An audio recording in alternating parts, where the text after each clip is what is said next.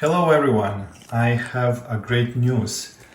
A few days ago I finally received the new Mark II case for Minimig 1.9 and the case looks amazing. There is quite a few improvements that I want to talk about. So first things first, now this main part that holds the motherboard has removable plates. Each plate is connected with the 4 screws. And also same goes for the back plate, front plate and back plate.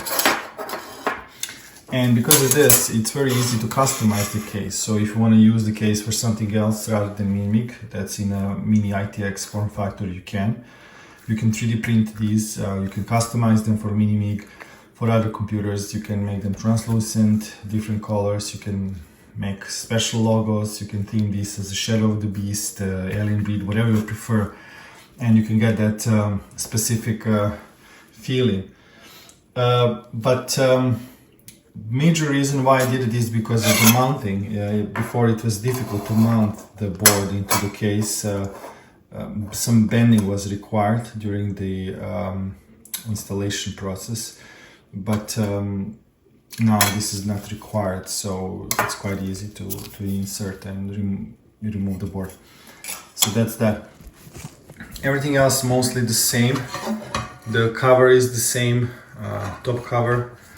So minor improvements are made. I increased the diameters of certain holes on the back plate, especially for PS2, because some people said that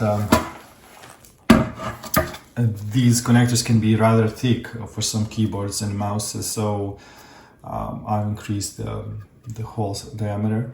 And things like that, some very minor adjustments in position of these ports, but nothing big. So as you can see, case visually still looks pretty similar, if not even the same as before. Because of these removable plates, there's few screws in the front and in the back, but aside from that, it's, as you can see, it's exactly the same. It looks very nice.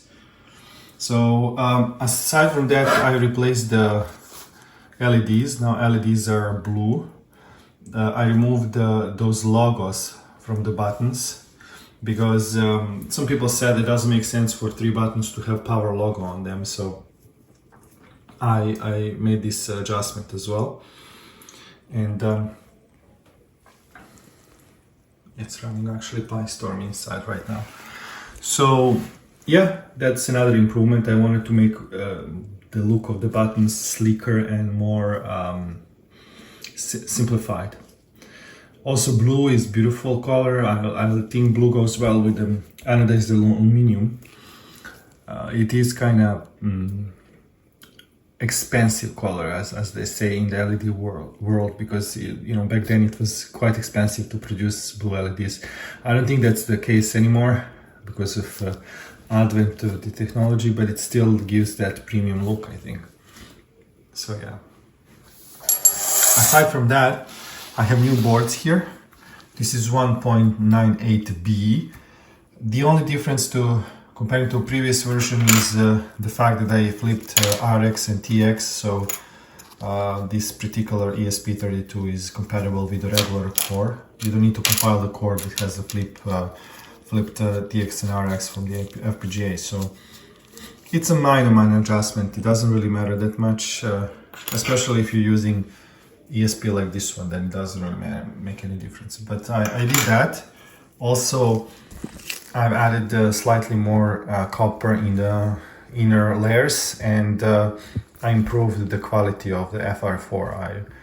I made a step up for the slightly better version of the FR4, and that sums it up. It's slightly more expensive because to produce this case because of these plates, but nothing significant. You will see the price on minimig.ca, so you can purchase the case, or you can purchase the case with the board assembled, whatever you prefer. And yeah, I think 50 units right now I have here in stock. I'll have another 50 units coming soon, so whoever needs one, they will be available hopefully for a while. Let me just turn it so I can take another look. Beautiful. Also, this logo is still the same. It's machined. Quite precision work. It's quite beautiful. There you go. Maybe worth mentioning the function of the buttons are the same. Power off, power on. It's PyStorm right now running here.